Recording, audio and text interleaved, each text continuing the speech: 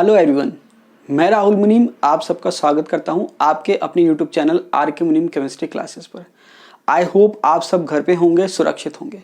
हम पढ़ रहे थे प्रिंसिपल्स ऑफ ग्रीन केमिस्ट्री। आज हम शुरू करेंगे फिफ्थ प्रिंसिपल। तो देखिए फिफ्थ प्रिंसिपल क्या कहता है।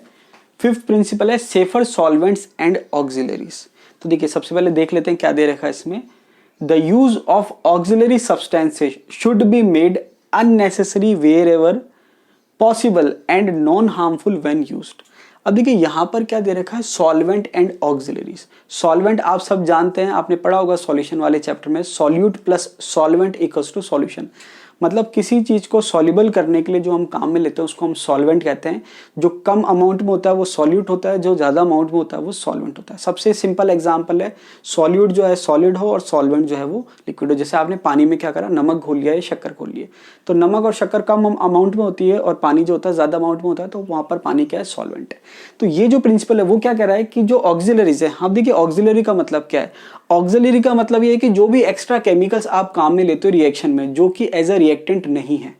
जैसे मान लीजिए आपके सॉल्वेंट खुद एक तरह से ऑक्सिलरी होता है, सॉल्वेंट कह सकते हैं, सेपरेटिंग एजेंट कह सकते हैं, प्योरीफाइंग एजेंट कह सकते हैं, एक्सट्रैक्टिंग एजेंट कह सकते हैं, या फिर ड्राइंग एजेंट। जितने भी आप एक्स्ट्रा केमिकल्स काम में लेते हैं, चाहे प्योरीफिकेशन के लिए काम में लें, चाहे सेपरेशन के लिए काम में लें, चाहे एक्सट्रैक्शन के लिए काम में लें, तो जो भी आप एक्स्ट्रा केमिकल्स काम में ले रहे हैं वो सब ऑक्सिलरी कहलाती है। तो ये प्रिंसिपल क्या कह रहा है कि जहां तक पॉसिबल हो आपको क्या करना है, सॉल्वेंट और ऑक्सिलरी को काम में लेना ही नहीं है। मतलब कोशिश ये कीजिए कि आपको ऐसी रिएक्शन लगानी है या ऐसी रिएक्शन डिजाइन करनी है कि वहां पर सॉल्वेंट या ऑक्सिलरी काम में ही ना आए। सबसे पहला पॉइंट तो ये है। लेकिन फिर भी अगर मान लीजिए काम में लेने पड़ रहे हैं, मजबूरी है कि भाई आप ऐसा प्रोसेस नहीं कर सकते जिसमें बिना सॉल्वेंट या ऑक्सिलरी की रिएक्शन हो जाए, तो वहां क्या करना है, and non harmful when use. अगर बाय चांस आपको यूज करना भी पड़ रहा है सॉल्वेंट या ऑक्सिलरी, तो आपको कैसा यूज करना है कि जो कि हार्मफुल ना हो। तो देखिए इससे दो बेनिफिट होगा कि अगर मान लीजिए आप कोई ऐसी रिएक्शन कर रहे हैं जहां पर सॉल्वेंट और ऑक्सिलरी काम में नहीं आ रहे हैं, तो ये आपके लिए क्या है कि एक तो आपका टाइम बच जाएगा, दूसरा आपकी कॉस्ट बच जाएगी। मतलब जब आपके एक्स्ट्रा केमिकल्स काम में नहीं आ रहे हैं तो उसका जो पैसा है वो आपके लिए बच गया। मतलब इकोनॉमिकली रिएक्शन जो है वो मोर फेवरेबल हो जाएगी। दूसरी बात ये है कि अगर आप काम में ले भी रहे हैं तो आप ऐसा काम में लें केमिकल जो कि सॉल्वेंट या ऑक्सिलरी के तौर पे जो हार्मफुल ना हो, जो ह्यूमन के लिए, एनवायरनमेंट के लिए, प्लांट्स के लिए, एनिमल्स के लिए क्या हो, हार्मफुल, हैजार्डस, टॉक्सिक ना हो। ठीक है, तो ये आपके जो है फिफ्थ प्रिंसिपल कहता है। इसके बाद क्या दे रखा है कि सॉल्वेंट जो है उसकी क्या प्रॉपर्टी होती है, किस वजह से हमको उसको यूज करना पड़ता है। तो देखिए बहुत सारी प्रॉपर्टीज होती है, दो प्रॉपर्टी जो आपको ध्यान रखनी है। एक तो ये है कि मास ट्रांसफर, दूसरा है मीडियम। मतलब सॉल्वेंट क्या कर रहा है, रिएक्शन करने के लिए रिएक्टेंट को मीडियम प्रोवाइड करा रहा है। जैसे मान लीजिए कि ये रिएक्टेंट है और ये रिएक्टेंट है, तो जब आप उसको सॉलिड फॉर्म में लेते हैं तो वहां पर रिएक्शन करना इतना आसान नहीं होता। जैसे मान लीजिए सॉलिड है तो इसका सरफेस एरिया और ये सॉलिड, इसका सरफेस एरिया कांटेक्ट में बहुत ज्यादा नहीं आ पाते, फिर हीट ट्रांसफर नहीं हो पाता, टेम्परेचर मेंटेन नहीं हो पाता, बहुत सारे चैलेंजेस आते हैं। तो यहाँ पर क्या है कि एक तो ये क्या कर रहा है, मीडियम प्रोवाइड कर रहा है। तो जैसे आपने सॉल्युबल, मतलब मान लीजिए सॉलिड आपने ले रखा रिएक्टेंट, उसको जब आपने डिसॉल्व करा तो वहां पर डिसॉल्व होने के बाद जो एक जगह कंसंट्रेट था मास, वो क्या हो गया, डिस्ट्रीब्यूट हो गया। मतलब मास का क्या हो गया, ट्रांसफर हो गया। तो जो बड़े पार्टिकल थे वो छोटे पार्टिकल में डिस्ट्रीब्यूट हो गए।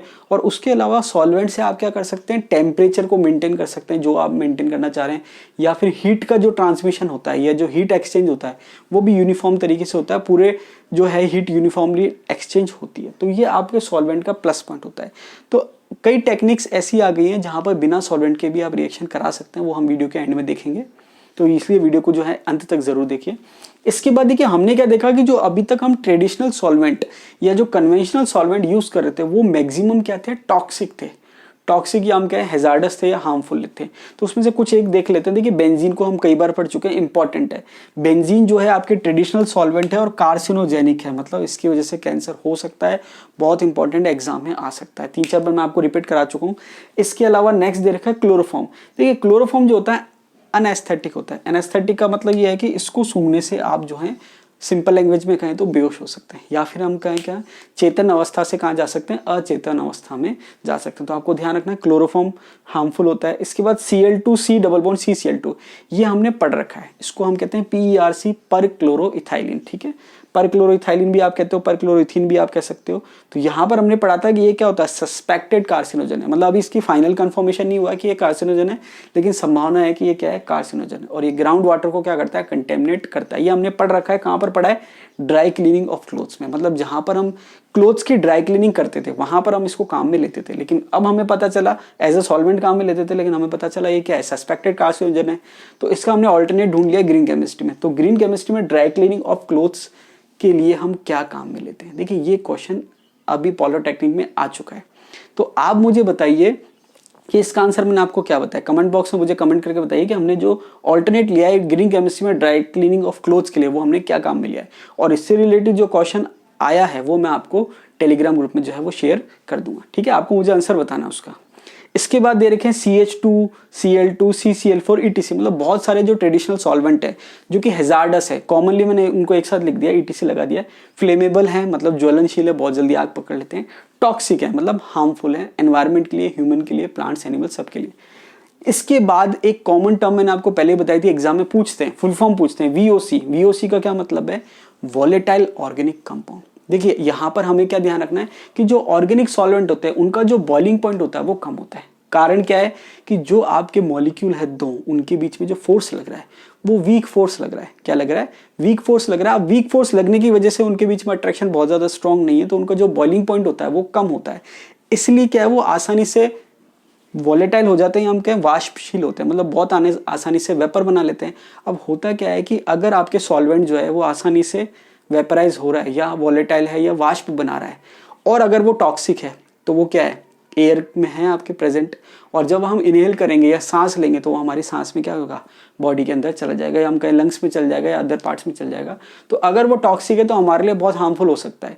तो हमने क्या देखा कि जितने भी आप ट्रेडिशनल सॉल्वेंट ले रखे थे, एक तो मैक्सिमम वो टॉक्सिक थे, दूसरी बात वो VOC में कैटेगरी में आते हैं, मतलब वॉलेटाइल थे, तो वो हमारे लिए और हार्मफुल हो सकते हैं। देखिए सॉल्वेंट जो है वो केवल रिएक्शन में काम नहीं आता, आपके बहुत सारे जो आप प्रोडक्ट्स काम में लेते हैं, जैसे पेंट हो गया, वार्निश हो गई, या नेल पेंट हो गया, बहुत सारी चीजें अलग अलग हैं, वहां पर आपको सॉल्वेंट चाहिए ही चाहिए होता है। अब देखिए ग्रीन सॉल्वेंट की क्या क्या प्रॉपर्टी होनी चाहिए वो दे रखी है।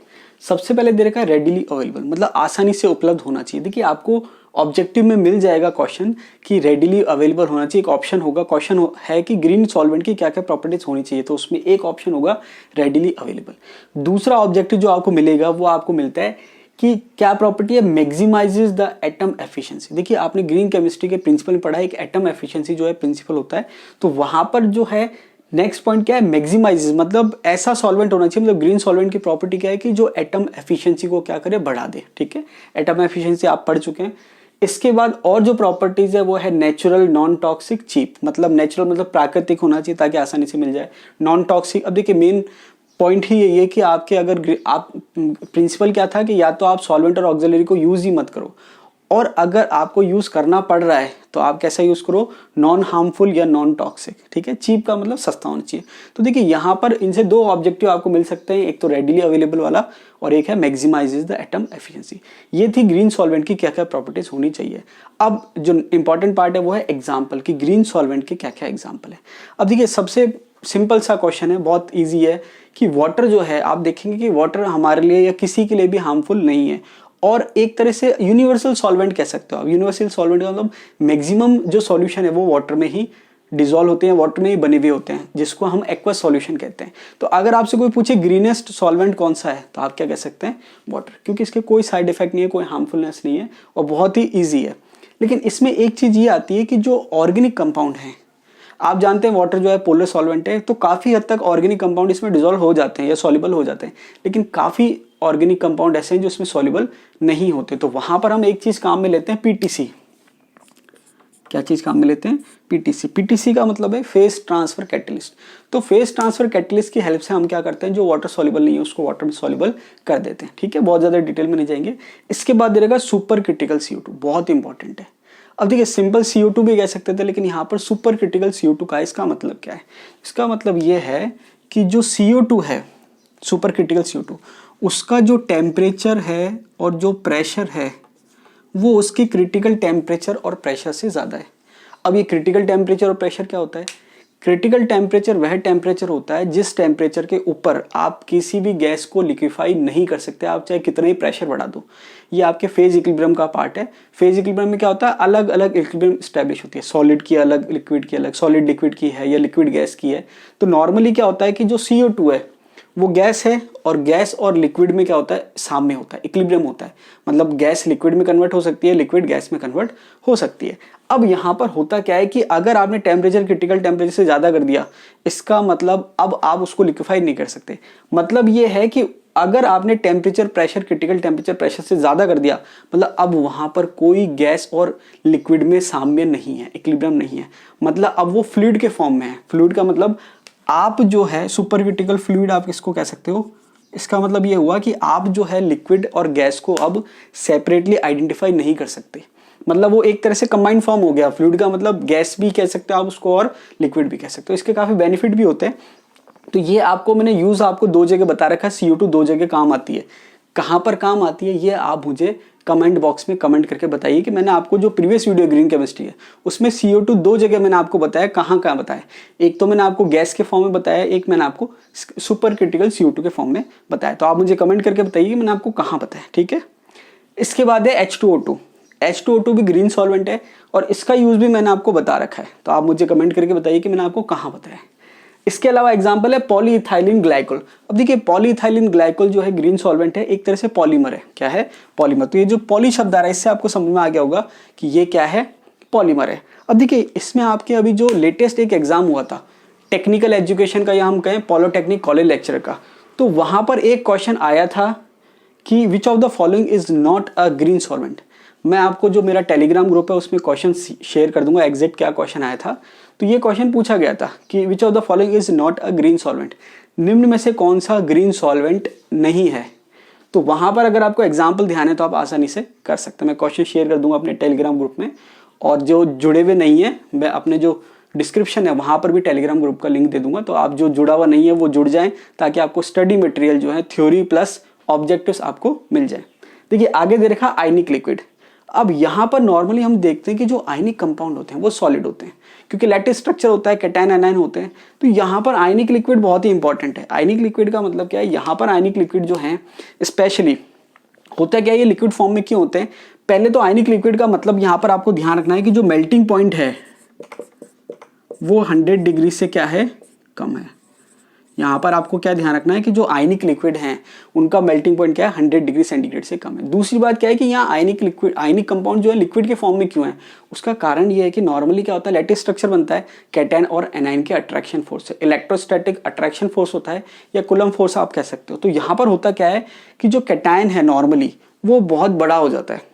बड़ा इन द सेंस जो हाइड्रोकार्बन वाला पार्ट है या जो ऑर्गेनिक वाला पार्ट है वो बहुत बड़ा हो जाता है, जिसकी वजह से जो आपके काउंटर आयन है उसमें अट्रैक्शन फोर्स थोड़ा सा क्या हो जाता है, कम हो जाता है। जैसे अगर हम एग्जांपल की बात करें R4N+, अब अगर मैं R ग्रुप जो है वो बहुत लेंदी कर दूं या बहुत बड़ा कर दूं, तो वहां पर जो कैटायन और एनायन का जो अट्रैक्शन फोर्स है वो क्या हो जाएगा, कम। या सिमिलरली मैं कह सकता हूं R4P+, या और भी बहुत सारे हैं, मैंने केवल आपको समझाने के लिए बताया। तो अगर आपके कैटायन जो है या एनायन भी कह सकते हैं बहुत बड़ा हो जाए in the sense organic part, तो वहां पर जो कैटायन और एनायन के बीच में जो अट्रैक्शन फोर्स होता है वो काफी कम हो जाता है। उस वजह से वो क्या है, सॉलिड फॉर्म में ना रह के क्या होता है, लिक्विड फॉर्म में। लिक्विड का मतलब क्या है, यहाँ पर मेल्टिंग पॉइंट 100 डिग्री सेंटीग्रेड से क्या है, कम है। इसी से रिलेटेड एक टर्म है DES। हो सकता है आपसे एब्रिविएशन पूछ ले कि फुल फॉर्म क्या है, तो DES की फुल फॉर्म आप ध्यान रखना, डीप यूटैक्टिक सॉल्वेंट्स। ठीक है, बहुत ज्यादा डिटेल में नहीं जाएंगे, केवल आप इसकी फुल फॉर्म ध्यान रख लेना। अब देखिए आगे क्या दे रखा है, हमने जो प्रिंसिपल पढ़ा था उसमें क्या दे रखा था कि या तो आप सॉल्वेंट और ऑक्सिलरी काम में ही मत लो जहां तक पॉसिबल हो, फिर भी मजबूरी पड़े तो आप कौन सा सॉल्वेंट काम में लो जो कि हार्मफुल ना हो, या हम कह सकते हैं ग्रीन सॉल्वेंट आपको काम में लेने हैं। अब यहाँ पर जब आप सॉल्वेंट लेस टेक्निक्स की बात करते हैं तो वहां पर क्या क्या चीज आती है, तो वो देख लेते हैं थोड़ा सा। देखिए ग्राइंडिंग और reaction in a solid phase, इसका मतलब क्या है कि हमारी कोशिश ये रहनी चाहिए कि हम सॉल्यूशन बनाए ना। तो अगर आपके कोई रिएक्टेंट सॉलिड फॉर्म में है तो आप क्या करो, उसको ग्राइंड कर लो। ग्राइंड का मतलब होता है पीसना, जैसे चक्की में आटा पीसते हैं तो ग्राइंड का मतलब क्या होता है, पीसना। तो आपने क्या करा, जो सॉलिड था जिसका सरफेस एरिया कम था आपने उसको ग्राइंड कर लिया, मतलब पीस लिया। तो उससे क्या होगा, उसका पार्टिकल साइज छोटा हो जाएगा और सरफेस एरिया बड़ा हो जाएगा, तो जिससे रिएक्शन सॉलिड फेस में होने की जो टेंडेंसी है वो क्या हो जाएगी, बढ़ जाएगी। इसके बाद ये मैं आपको 2-3 बार पहले बता चुका हूं कि आपको ध्यान रखना है कि ग्रीन केमिस्ट्री को कौन फेवर करता है या कौन सी टेक्निक फेवर कर रही है, माइक्रोवेव टेक्निक। माइक्रोवेव टेक्निक में आपके सॉल्वेंट काम में नहीं आता है। माइक्रोवेव क्या है, एक एनर्जी का पार्ट है, या हम कह सकते हैं हम एनर्जी किस फॉर्म में प्रोवाइड कर रहे हैं, माइक्रोवेव। अब माइक्रोवेव आप सब जानते हो, इलेक्ट्रोमैग्नेटिक जो स्पेक्ट्रम होता है उसमें एक रेडिएशन जो होती है या एक तरह की वेव होती है वो होती है माइक्रोवेव। ये एक तरह से क्या है, इलेक्ट्रोमैग्नेटिक वेव है, जिसकी एनर्जी नॉर्मली क्या होती है, कम होती है। ठीक है, रेडियो वेव से ज़्यादा होती है, लेकिन बाकियों से क्या होती है, लगभग कम होती है। तो ये आपको ध्यान रखना है। इसके अलावा एक टेक्निक होती है सोनोकेमिस्ट्री। देखिए सोनोकेमिस्ट्री में पहले भी आपको जिक्र कर चुका हूँ। सोनोकेमिस्ट्री में क्या होता है, ये देखने में सुनने में लगभग एक जैसी है। यहाँ पर भी आपके सॉल्वेंट काम में नहीं आ रहा, बिना सॉल्वेंट के आप रिएक्शन कराते हो। और जो आपके क्वेश्चन आता है कि सोनोकेमिस्ट्री से हम क्या चीज़ बेटर कर सकते हैं, तो यहाँ पर दे रखा है यील्ड।